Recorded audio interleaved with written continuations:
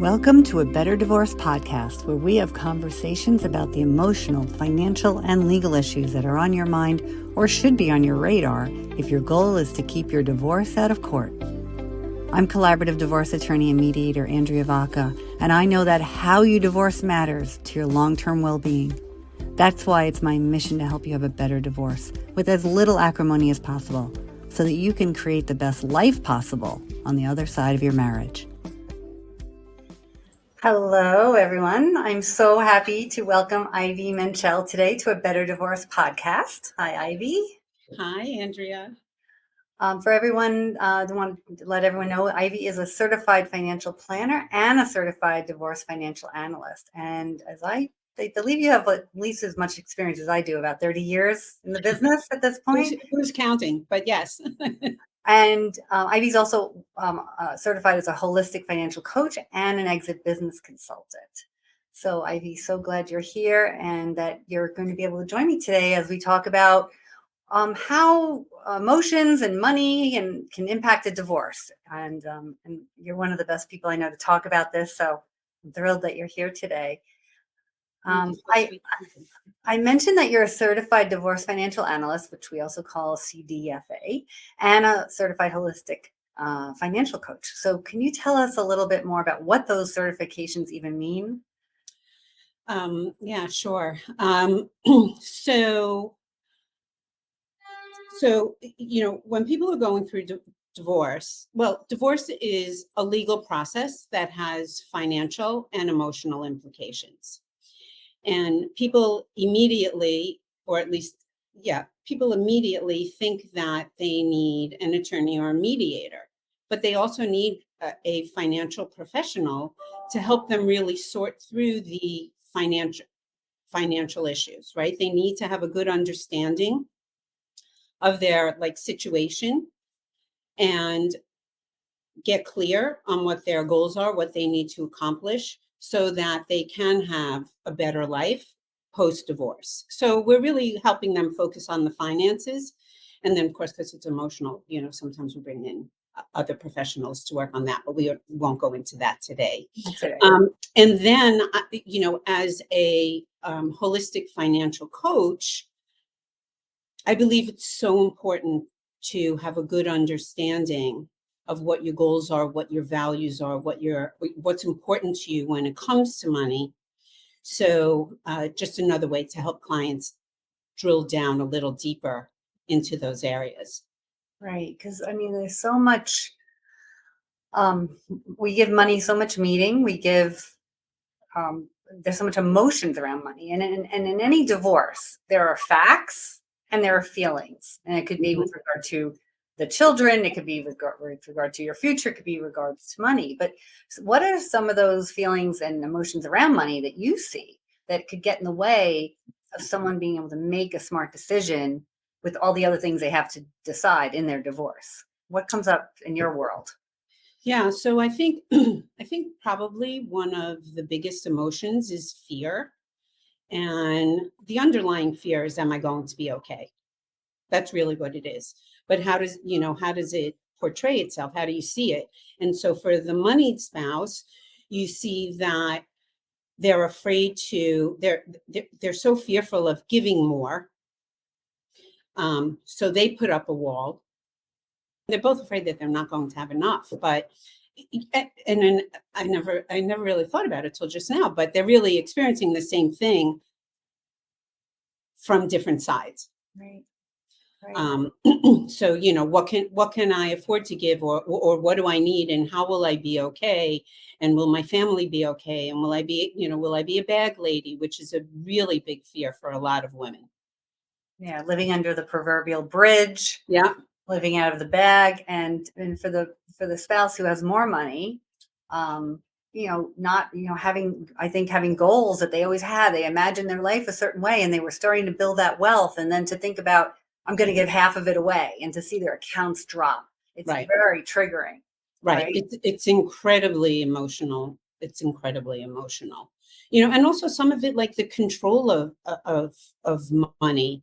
More often than not, the moneyed spouse has been controlling the money, and now they're giving up some of that control And the less moneyed spouse has, they're feeling a lot of insecurity that now they have to manage the money. So, both of them are experiencing these emotions, and we're trying to get them to focus more on, as you said before, more on the facts than the feelings. Right. So, I mean, let's talk about why it's important to separate facts from feelings. What happens if you don't? What mistakes have you made or have you seen made, by somebody who is very attached to a certain asset, perhaps, and isn't really thinking about, can they afford it? Doesn't make sense to keep it. Would it benefit them to trade it off for something? So is there anything you've seen around that you think? Oh, just once or twice. Yeah, right. Right. Once or twice I've had a case like that. But, I think first of all, the first part of your question, why is this so important? And it's so important because if you're too emotional, you can't make a good decision. And divorce is one of, if not the largest financial decision of your life. So you really need to understand your financial situation. And then when I see people get really attached, probably the three biggest assets would be the house, the marital home, a pension, and a business if one of the partners, one of the spouses is a business owner. And those assets become incredibly emotional, and giving up a portion or staying in a house when you can't even afford it. That happens. So, right? You probably see that all the time too. Yes. Giving up a pension or 401k, whatever the retirement accounts are, giving that up. And with the house, especially, and oftentimes it's the female, or the female of a heterosexual couple, or the parent who's more involved in the caregiving of the children. They generally want to keep the home. And I've seen you work with clients and really work through it with them. Does this make financial sense? Can right. you afford it? Right. Because you first have to go through and really find out, what does that house really mean to them? And what does keeping the house mean to them? And then, yes, you have to run through the numbers, but understanding what it means really helps the conversation. Right. Or conversations, more than one. Probably conversation. Yeah. And I've seen clients insist that they want to keep the house or keep some asset, and they give, and they end up knowing the trade-offs are, and a year or two later, when you talk to them, they're a little regretful, Right. because even with all the help, sometimes it's still very difficult. So let's talk about what's behind that. What conversations are you going to have with clients, with clients that would help them understand what this asset is meaning to them, or what money means to them, and kind of get underneath it so they can make better decisions? So I think understanding what their money history was, how they grew up with money as a child, how did their parents handle money? Also understanding the financial dynamics during their marriage too. I'm working on a case now that there were significant assets, but the moneyed spouse made it that it was that things were very, very tight, and the entire family were afraid to spend on anything. And the less moneyed spouse didn't know how much they actually had. Now that party feels like, oh, I need to spend because I've been deprived for so long. Right. So it's really getting clear, understanding the history, and again, from their childhood and their marriage, we usually tend to end up, with what's called opposites attract. Yes. So it's not somebody that has the same money personality or money mindset. So, you need to get very clear on that, and then get very clear on your numbers and why is that so important. And I also like to play aside of, what if you didn't have that? What would that mean to you? Give me an example. So what if you didn't stay in the house? What if you had to move? What would that look like? What would it look like if you moved down the block or the neighborhood next door? And I understand that the house is really meaningful to your children. Children are a lot more flexible than we give them credit for, most kids, right? If they moved into another house in their neighborhood and they could still keep their friends and still go to the same school and still participate in the same after school programs, what would that look like for you? So I think, I think a lot of it's also just like visualizing. It's true. Visualizing, and I'll do that too with my clients. Like, where do you want to live?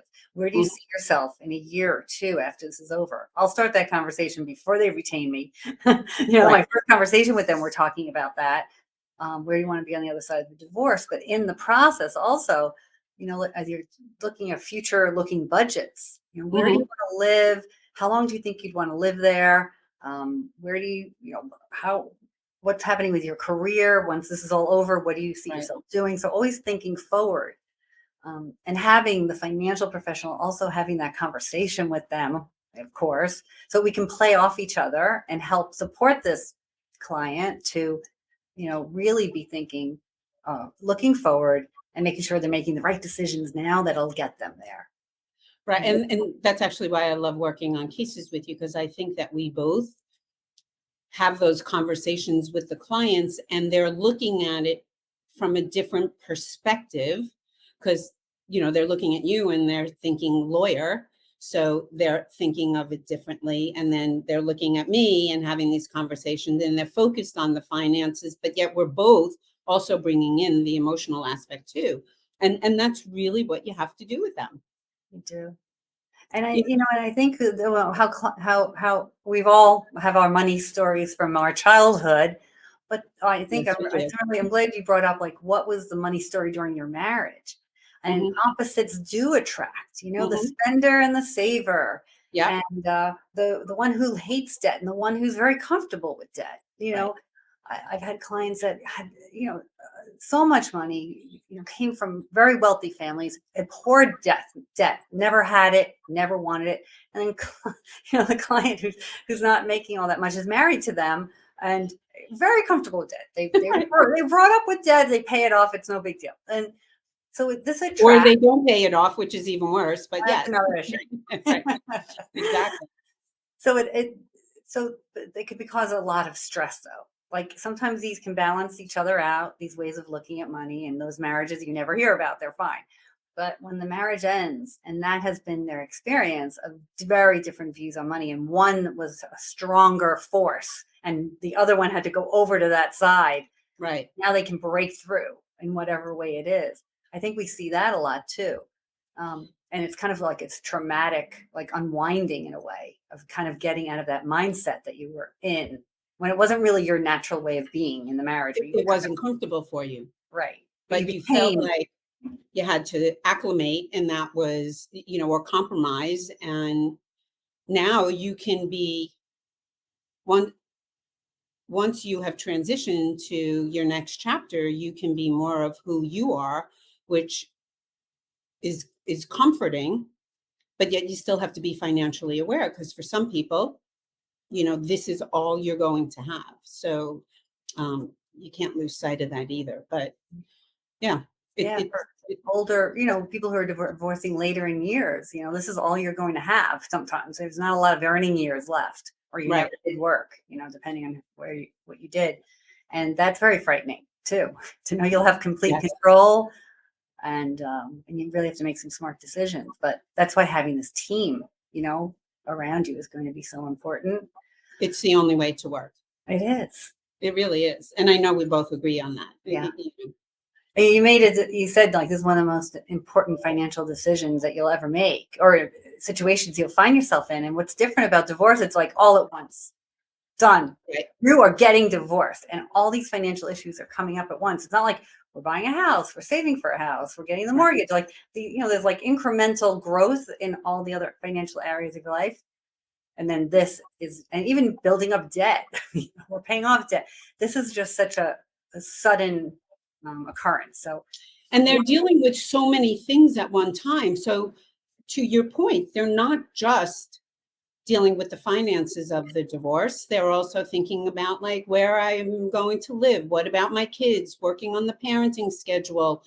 If they're older, when am I retiring? How does this impact it?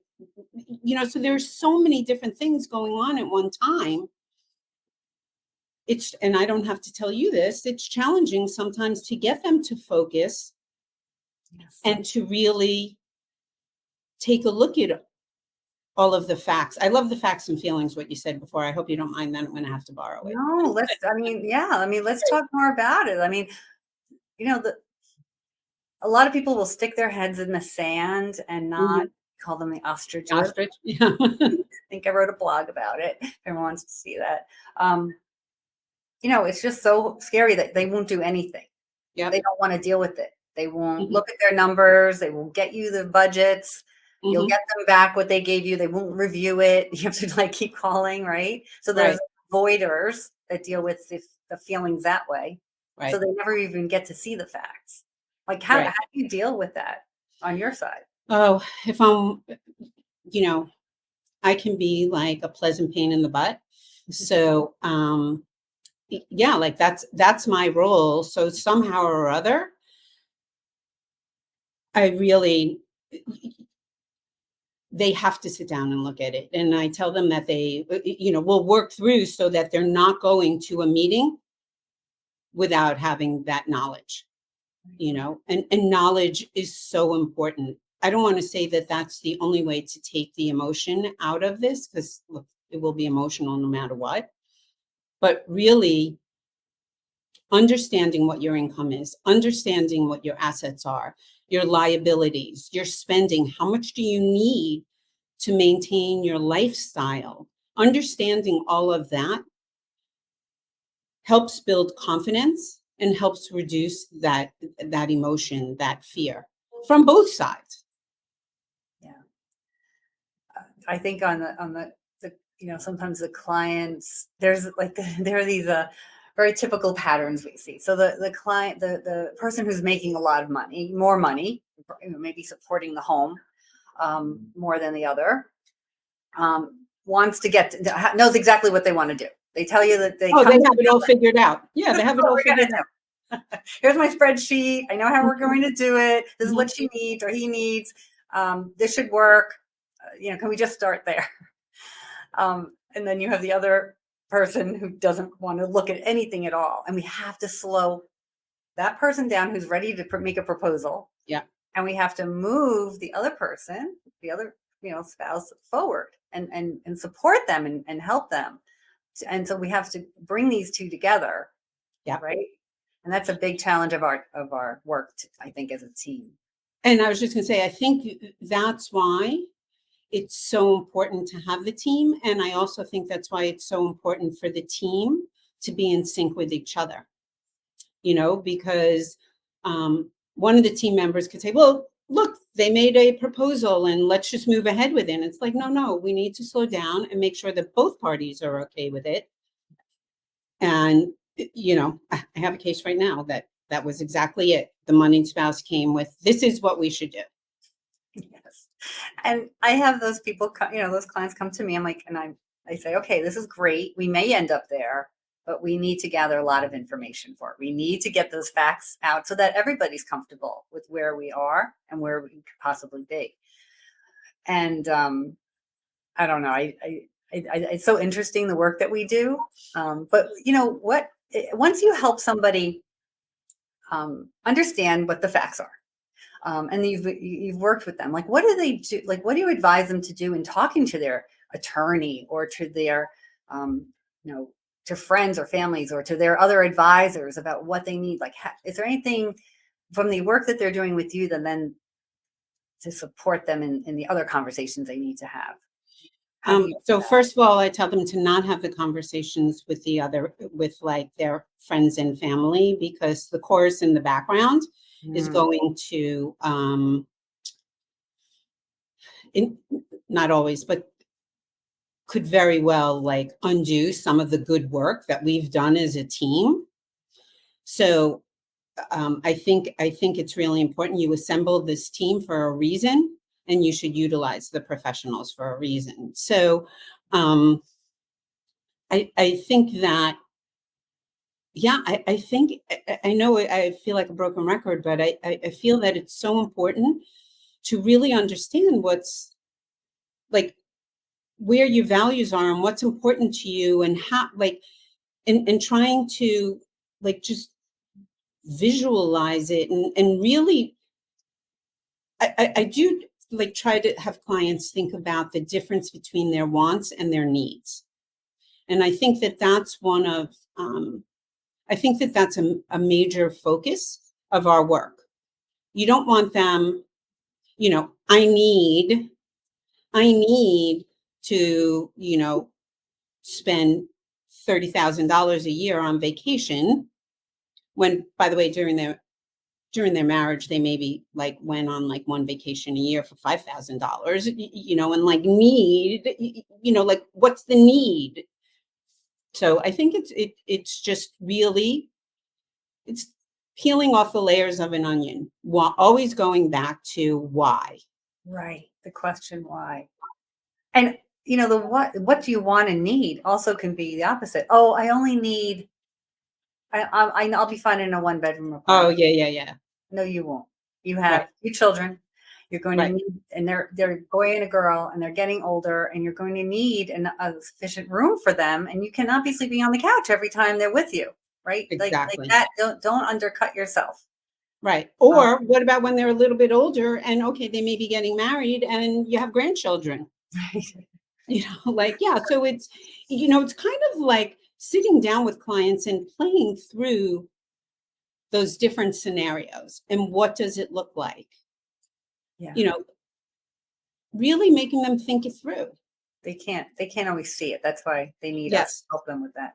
Right. So if there's anyone like listening to this, watching this, and thinking, what am I doing? It's emotional. How am I, what should they be looking at in their own, reaction to their situation, or as they're contemplating divorce or in the middle? Is there anything they should know, see if they're like overly attached to an asset, or emotional, operating more from emotions and facts? Any advice you could give anyone?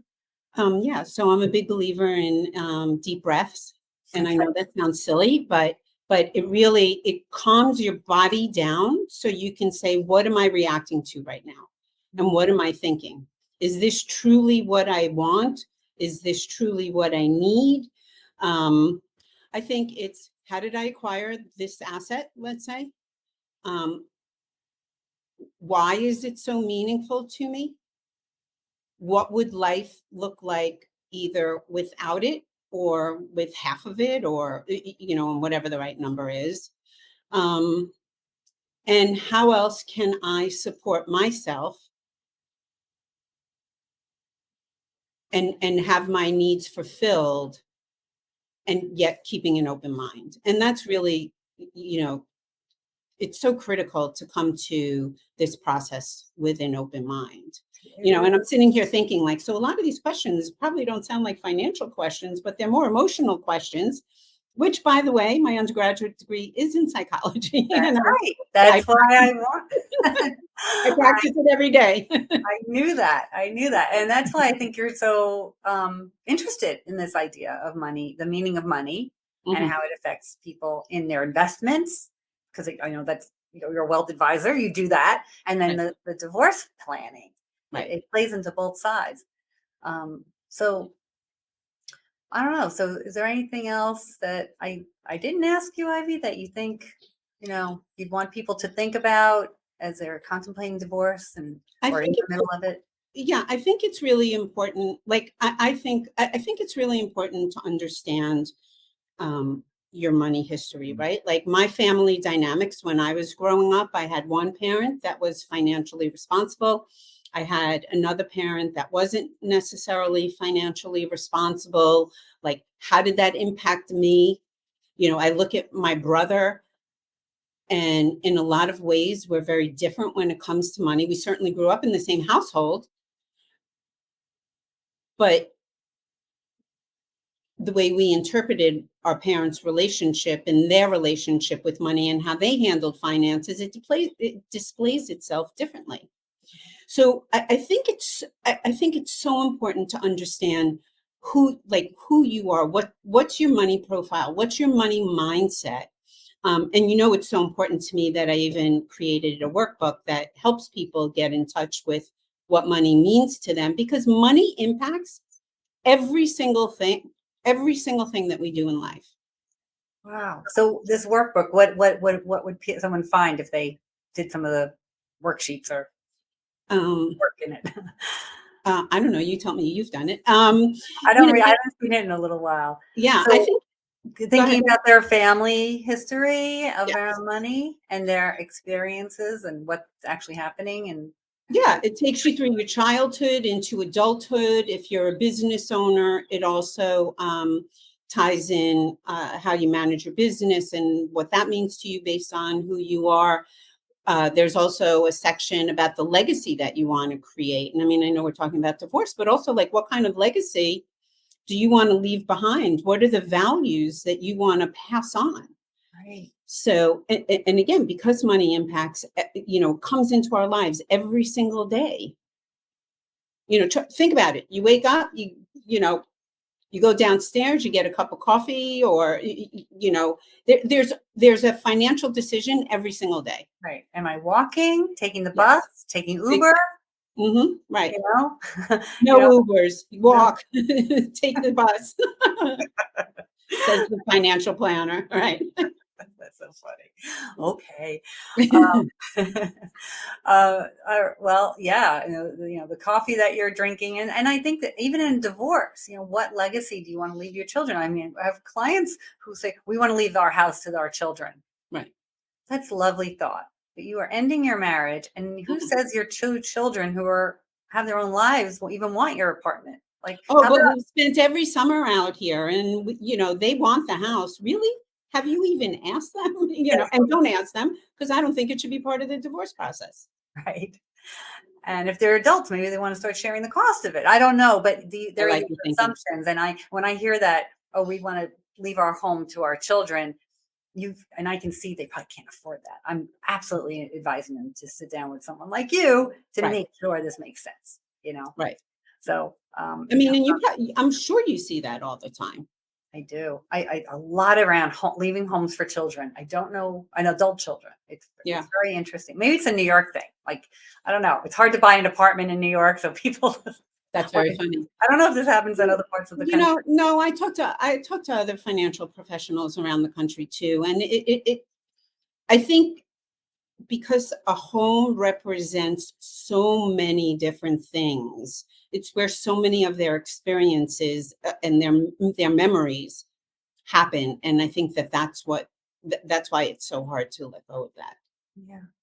So accepting our clients, regardless of what we're doing on their behalf, finances or legal, understanding where they are, where their thoughts and feelings are coming from, helping them to acknowledge what they need to acknowledge in order to move to that future they want.